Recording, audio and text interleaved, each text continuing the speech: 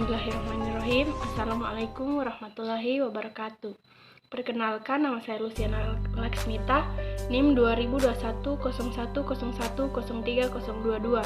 Program Studi Manajemen Pendidikan Islam, kelas A, Fakultas Tarbiyah dan Ilmu Keguruan. Di sini saya akan mempresentasikan materi dari kelompok 1 sampai 6 dalam mata kuliah dasar-dasar akuntansi untuk memenuhi tugas ujian tengah semester.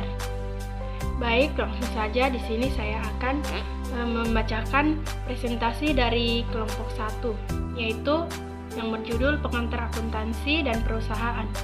Jadi, pengantar akuntansi dan perusahaan ini adalah mata kuliah yang memberikan gambaran bagaimana proses pembuatan laporan keuangan atau siklus akuntansi dalam satu periode akuntansi untuk perusahaan jasa dan perusahaan dagang. Nah, tujuan utama akuntansi adalah menyajikan keputusan ekonomi. Untuk menghasilkan informasi ekonomi, perusahaan perlu menciptakan suatu metode pencatatan, penggolongan, analisis, dan pengendalian transaksi, serta kegiatan-kegiatan keuangan, kemudian menghasilkan hasilnya. Baik, di sini ada jenis-jenis usaha dapat dilihat, yaitu usaha jasa adalah salah satu bentuk usaha yang menawarkan produk kepada konsumen dalam bentuk pelayanan tanpa memerlukan fisik barang.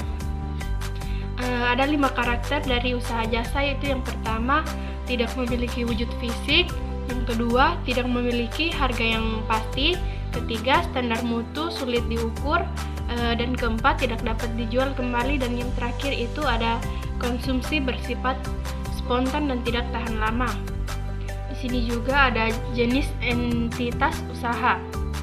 Yang pertama yaitu perusahaan perseorangan atau proprietorship, yang kedua persekutuan, yang ketiga perseroan, dan yang keempat koperasi. Peranan etika dalam bisnis. Faktor-faktor yang mempengaruhi pelanggaran etika. Di sini itu diantaranya ada karakter individu, budaya perusahaan, hukum, dan penegakannya. Peranan akuntansi dalam bisnis. Akuntansi memberikan informasi untuk digunakan oleh manajer dalam menjalankan operasi perusahaan. Akuntansi juga memberikan informasi untuk pihak-pihak lain. Akuntansi atau biasa yang disebut accounting sebagai sistem informasi. Proses akuntansi itu yang pertama, mengidentifikasi pemangku kepentingan, menilai kebutuhan pemangku kepentingan, merancang sistem informasi akuntansi, mencatat data ekonomi, dan itulah tadi materi dari kelompok 1. Baik, di sini saya akan melanjutkan materi dari kelompok 2 yang berjudul menganalisis transaksi. Jadi, di kelompok 2 ini membahas tentang menganalisis transaksi, yang menurut Indra Bastian, pengertian transaksi adalah pertemuan antara dua belah pihak atau penjual dan pembeli yang saling menguntungkan dengan disertai data bukti dokumen pendukung yang dimasukkan ke dalam jurnal setelah melalui pencatatan. Di sini juga ada menurut Kamus Besar Bahasa Indonesia atau yang biasa disebut KBBI. Transaksi adalah persetujuan jual beli dalam perdagangan antara pihak dan pembeli dalam perdagangan antara pihak pembeli dan penjual. Transaksi juga dapat dikaitkan sebagai kegiatan untuk mengetahui pengaruh dan transaksi terhadap akun-akun sehingga membentuk persamaan dasar akuntansi.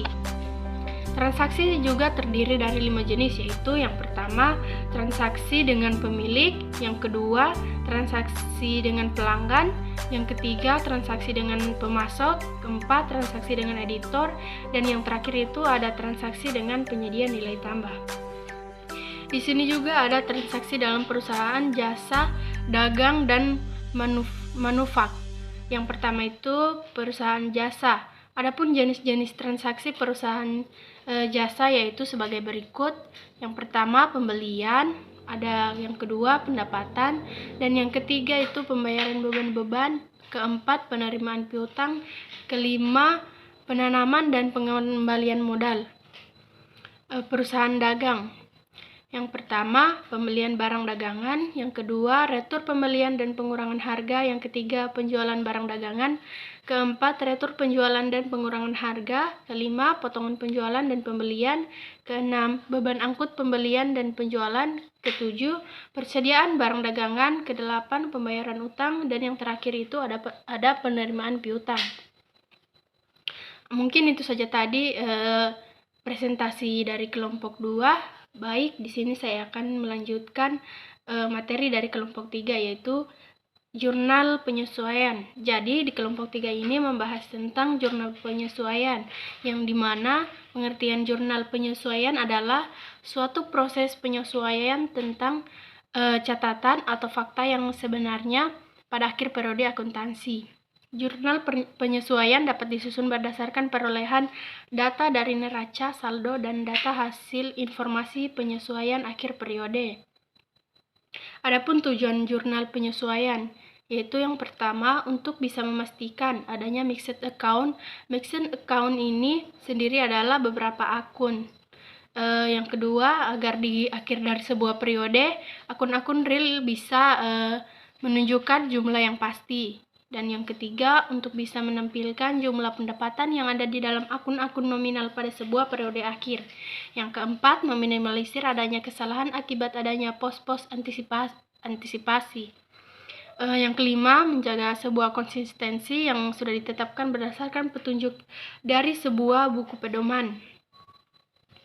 Di sini juga terdapat fungsi jurnal penyesuaian, yaitu yang pertama, menetapkan saldo catatan akun buku besar pada akhir periode sehingga setiap perkiraan saldo itu real. Yang kedua, agar pada akhir periode akun real yaitu harta. Yang ketiga, agar akun-akun nominal yaitu akun pendapatan dan beban. Yang keempat, menghitung setiap perkiraan nominal. Di sini juga terdapat jenis-jenis transaksi jurnal penyesuaian. Yang pertama itu ada fungsi historis, yang dimana transaksi harus dicatat secara sistematis sesuai dengan urutan waktu. Yang kedua, fungsi analisis transaksi yang dicatat harus dianalisis buktinya dan dikelompokkan dalam sisi debit atau kredit. Yang keempat itu ada fungsi instruktif. Pencatatan jurnal merupakan perintah untuk melakukan pemindahan dalam buku besar. Yang kelima itu ada fungsi informatif. Dengan melihat jurnal Anda dapat mengetahui informasi suatu transaksi. Contoh jurnal penyesuaian itu ada 3. Yang pertama itu sebagai contoh cara pembuatan jurnal penyesuaian diasumsikan perusahaan. Yang kedua itu nilai saldo akun perlengkapan dalam neraca saldo. Perusahaan masih dan yang ketiga, perusahaan itu masih mempunyai wesel tagih yang harus diterima. Jurnal penutup dilakukan dengan beberapa cara, yaitu yang pertama, mentransfer akun pendapatan yang memiliki saldo normal kredit ke sebelah debit dan kemudian mengkredit akun ikhtisar laba rugi. Yang kedua, mentransfer akun beban yang memiliki saldo normal debit ke sebelah kredit dan kemudian mendebit akun ikhtisar laba rugi. Dan memindahkan tiap saldo masing-masing yang ada dalam kolom neraca saldo setelah penyesuaian ke dalam kolom laporan keuangan. Yang terakhir itu untuk masing-masing kolom, baik kolom laba rugi maupun kolom neraca. Adapun fungsi neraca lajur, yang pertama itu untuk meringkas data, yang kedua mengevaluasi transaksi, yang ketiga menyusun laporan, yang keempat prosedur perusahaan yang kredibel, yang kelima itu melihat kegiatan harian perusahaan. Itu tadi untuk materi kelompok 3. Di sini saya akan masuk pada materi kelompok 4, yaitu siklus akuntansi, yang dimana siklus akuntansi ini merupakan proses di mana aktivitas yang dimulai dari analisis dan pencatatan transaksi bisnis serta berakhir dengan persiapan untuk aktivitas periode akuntansi selanjutnya melalui pembukuan jurnal penutup. Adapun proses-proses pada penyelesaian akuntansi, pada tahap penyelesaian ini terdiri dari beberapa proses yang dilakukan, yaitu yang pertama itu neraca lajur. Adapun urutan tahapan dalam menyiapkan kertas kerja atau neraca lajur itu adalah menyiapkan neraca saldo dalam sebelum penyesuaian, memasukkan data dan jurnal penyesuaian ke kolom penyesuaian yang adalah kertas kerja, memasukkan saldo yang telah disesuaikan ke kolom neraca saldo setelah penyesuaian. Tujuan pembuatan neraca lajur ini salah satunya itu memudahkan penyusunan laporan keuangan, sarana menggolongkan dan meringkas informasi neraca saldo, meminimalisir kesalahan, memperkirakan hal yang mungkin akan terjadi. Di sini juga ada pengertian jurnal penutup. Jadi jurnal penutup ini adalah jurnal akuntansi harus dibuat untuk menjadikan rekening akun-akun sementara atau tempores menjadi bersaldo 0 pada akhir periode.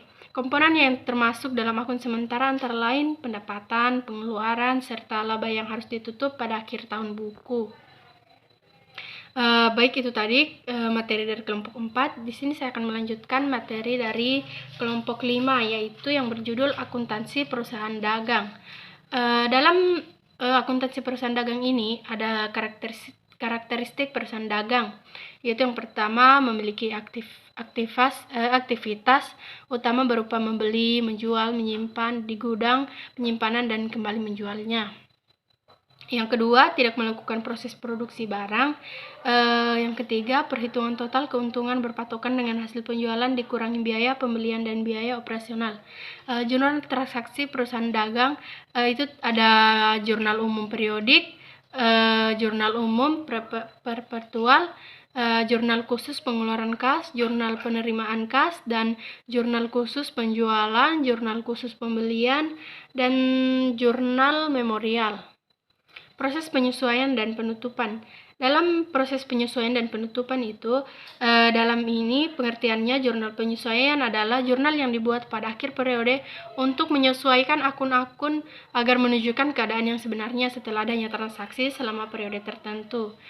Jurnal penutupan juga adalah jurnal yang dibuat pada akhir periode setelah penyusunan neraca lajur atau laporan keuangan.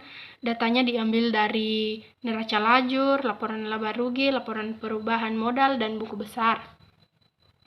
Menurut jenis perusahaan, persediaan barang diklasifikasikan sesuai dengan jenis usaha perusahaan tersebut, yaitu sistem pencatatan, sistem periodik, sistem permanen, dan metode dalam penentuan. Ada metode FIFO atau first in first out, metode LIFO last in first out, dan metode rata-rata. Baik, itu tadi materi dari kelompok 5. Di sini saya akan melanjutkan kelompok terakhir, yaitu dari kelompok 6 dengan judul persediaan dalam akuntansi.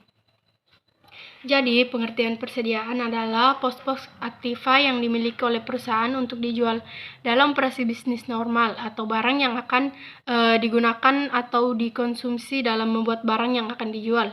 Klasifikasi persediaan dapat dibedakan menjadi dua, yaitu menurut PSK nomor 14 tahun 2007, yang di dalamnya terdiri dari tersedia untuk dijual dalam kegiatan usaha normal, dalam proses produksi dan atau perjalanan, dan terakhir itu dalam bentuk bahan atau perlengkapan.